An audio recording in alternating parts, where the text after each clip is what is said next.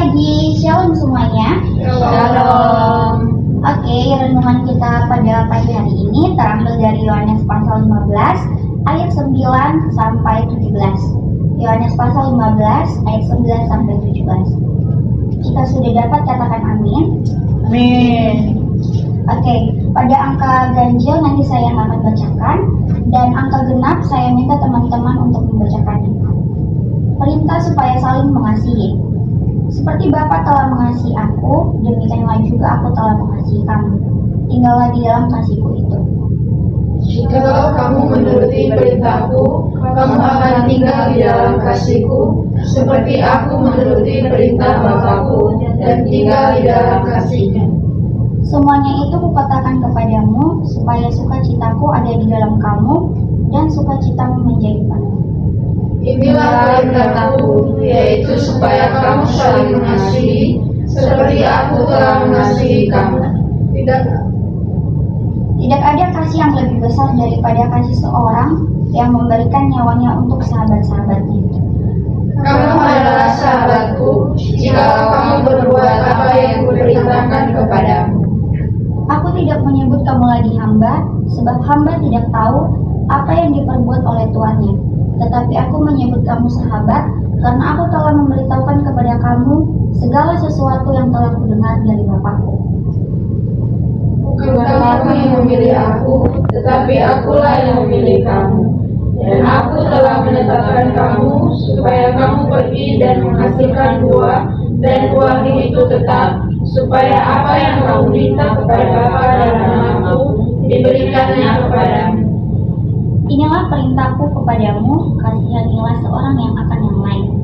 Oke teman-teman, pada perikop ini sudah kelihatan dari judul perikopnya bahwa perintah saling mengasihi ini wajib kita terapkan dalam kehidupan kita. Karena kenapa? Tuhan Yesus saja mau mengasihi umatnya, masa kita sendiri sebagai umatnya tidak mau menerapkan sikap kasih itu di dalam diri kita sendiri. Jika kita tidak mampu menerapkan sikap kasih itu, maka kita tidak mampu mengasihi diri kita sendiri, orang lain maupun Tuhan Yesus sendiri. Tuhan Yesus begitu sangat baik sehingga Dia memberikan kasihnya yang sangat besar kepada manusia melalui penyalibannya di atas kayu salib. Ia rela mati demi menebus dosa kita di atas kayu salib. Nah, Tuhan Yesus itu maha cemburu. Tuhan Yesus itu sedih jika kita umatnya ini tidak dapat saling mengasihi di dunia ini. Maka seharusnya kita sebagai manusia harus mampu menyalurkan kasih itu kepada orang lain, bagaimanapun situasi kita ataupun kondisi kita. Tuhan mengajarkan kita pada ayat ini untuk saling mengasihi antar sesama, tanpa harus memandang latar belakang dari orang yang akan kita berikan kasih tersebut. Nah, misalnya saja dalam kehidupan kita berasrama. Di kehidupan kita berasrama ini, kan kita mempunyai relasi lebih dari satu. Aku ambil contoh kecilnya saja, relasi di kamar. Nah, relasi di kamar ini pasti kita bertemu sama orang yang berbeda dari daerah kita sendiri. Kita bertemu dengan orang yang berbeda bahasa dari kita sendiri. Kita harus menghadapi sikap dan karakter yang berbeda tiap harinya. Nah, misalnya salah satu anak kamar sedang sakit, terus posisi kita itu sedang sibuk-sibuknya dengan tugas. Nah, bagaimana cara kita menyalurkan kasih itu kepada teman kita yang sakit, sedangkan kita sendiri itu lagi sibuk. Nah, sibuk ini dalam konteks kita tidak mau diganggu. Nah, cara kita menyalurkan kasih itu, kita bisa memberikan kasih itu melalui kata-kata, seperti kita memberikan motivasi atau dorongan kepada teman kita yang sakit ini, supaya dia bisa dapat lekas sembuh. Atau kita bisa membantu dia dalam memberikan obat, kita bisa membantu dia untuk mengambil makanannya, walaupun situasi kita itu sedang sibuk. Setidaknya kita memberikan waktu kita, walaupun hanya sedikit, kepada teman kita ini, biar dia teman kita ini tidak merasa sendirian, dan dia merasa bahwa orang-orang di sekitarnya itu peduli dan mau memberikan kasih walaupun hanya sedikit. Nah, Eh, Kasih ini mengajarkan kita untuk saling membangun relasi yang baik, baik terhadap sesama maupun kepada Tuhan. Jika kita mampu menyalurkan kasih, maka Tuhan akan senang bahwa umat ciptaannya ini mengikuti karakter dan teladan dari Dia sendiri.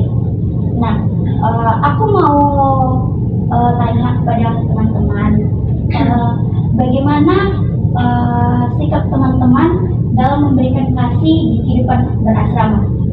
Aku mau satu orang memberikan satu contoh. Siapa yang mau volunteer duluan? Dipersilakan. Misalnya ini dalam kehidupan berasrama ini, misalnya contoh kecilnya aja di dalam kelas, misalnya teman tidak mempunyai pulpen, kita dapat membantunya, itu kan sudah dalam bentuk menyalurkan kasih, bukan? Nah, sekarang aku mau tanya salah satu contoh aja yang bisa teman-teman berikan, bagaimana cara teman-teman memberikan kasih kepada sesama dalam kehidupan berasrama ini. Satu orang satu contoh. Oke, kepada Sisil, silakan. Kalau dari aku, baik, shalom semua. Shalom.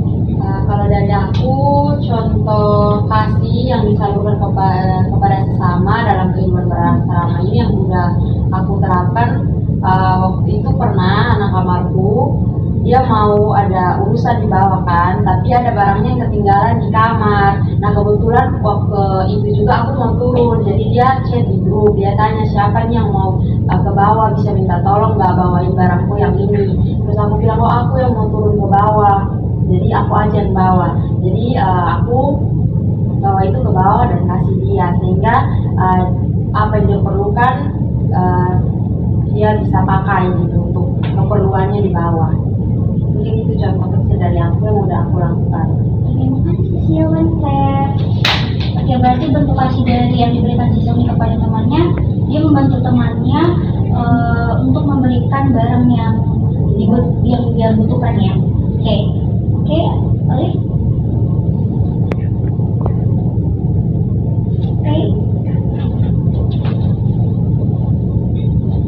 Shalom semuanya. Shalom. Jadi contoh kecil yang saya sudah terapkan di kamar itu soal kasih.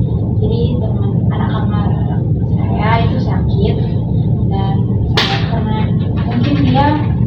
mungkin dia apa ya, orangnya introvert. Jadi saya memberi diri untuk maksudnya menemaninya, terus kasih dia obat, nganterin dia ke bawah, ambil makan biar dia nggak sendirian gitu. Kita semuanya membantu dia. Terima kasih P. Iwan P. Oke. Shalom semuanya. Shalom. Nah, contoh kecil yang saya lakukan di kamar itu, kita tahu kan kakak kelas yang angkatan 22 dan 23 itu sangat capek-capeknya kan dengan kehidupan klinik, dengan segala tugas mereka kan. Jadi seringkali itu kata-kata di kamar itu kayak udah benar-benar stres, jadi kayak mereka nggak ada sosialisasi dengan kita, dengan teman-teman di kamar kan. Nah, contoh yang saya lakukan itu adalah menghibur mereka, terus mengajak mereka untuk bercanda, yang pada akhirnya mereka lepas dari rasa capek tersebut, yang pada akhirnya bisa bahagia kembali lagi. Oke, makasih Windy Iwan P. Oke, Ani. Agnes. Alif. Oke, dari yang dikatakan teman-teman tadi, yang 3 orang dari Sisil, Pei, dan Windy, itu merupakan salah satu bentuk-bentuk kasih yang sudah mereka terapkan dan mereka salurkan dalam kehidupan berasrama. Nah, kasih itu adalah emosi yang sangat kompleks dan bisa memiliki banyak makna tergantung konteksnya. Nah, kasih ini memiliki makna jika kita sudah menerapkannya. Jika kita tidak menerapkannya, maka kasih itu tidak akan ada makna. Nah, secara umum kasih itu bisa diartikan sebagai perasaan sayang, peduli, perhatian terhadap orang lain, diri sendiri ataupun sesuatu. Nah, kasih ini juga tidak hanya tentang perasaan kita terhadap orang lain, namun tentang tindakan nyata kita yang kita lakukan untuk orang lain.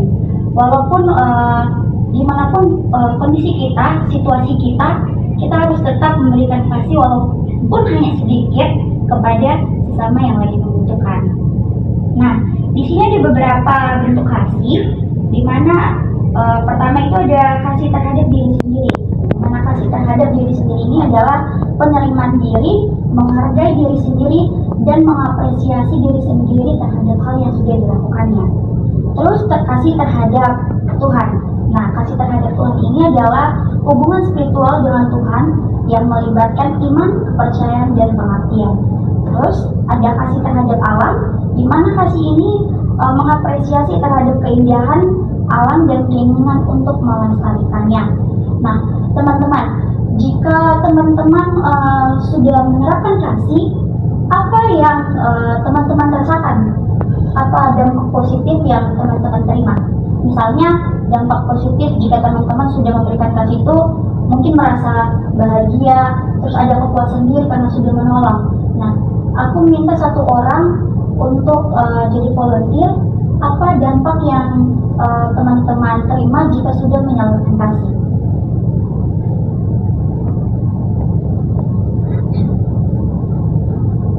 Paling?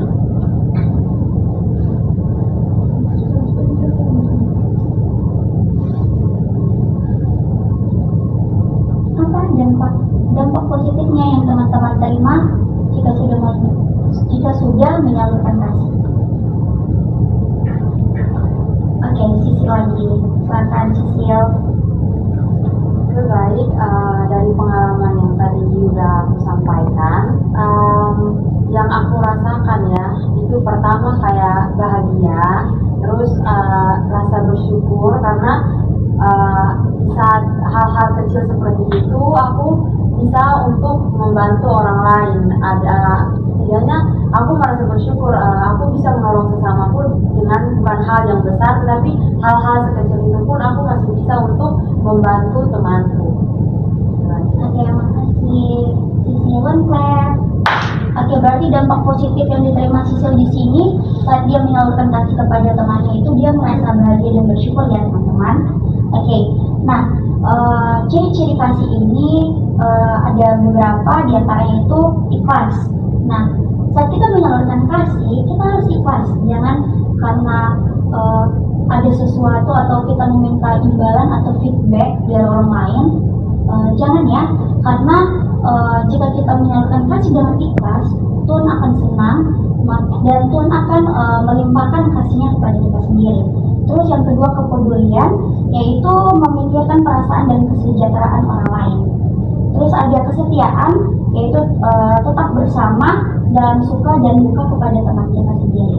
Terus ada pengorbanan, di mana kasih ini juga bersedia melakukan sesuatu untuk orang lain meskipun terkadang bisa merugikan diri kita sendiri. Nah, dampak positif yang dapat kita terima tadi dalam menyalurkan kasih, yang pertama tadi bersyukur, bahagia, mendapat kepuasan diri, terus kita bisa mendapat relasi yang banyak, terus kita dapat membangun relasi atau tali persaudaraan kepada orang lain. Lalu dampak positif yang diterima orang lain itu mereka merasa aman dan nyaman. Karena kenapa? Mereka merasa bahwa ada orang yang masih peduli dengan mereka. Mereka merasa bahwa diri mereka itu masih berguna. Ya, berguna dalam hal ini adalah masih ada orang yang mau membantu mereka, gitu. Terus kasih ini dapat membuat hidup kita lebih bermakna. Mau gimana pun kondisi kita, gimana pun situasi kita harus tetap menyalurkan kasih kepada sesama, meskipun di lain sisi kita juga membutuhkan kasih. Jika kita sudah menyalurkan kasih, maka Tuhan akan memberikan kasih-Nya yang besar untuk kita sendiri. Nah, teman-teman, saya akan menarik kesimpulan dari judul perikop ini, yaitu kasih adalah kekuatan yang luar biasa yang dapat mengubah hidup kita dan dunia di sekitar kita.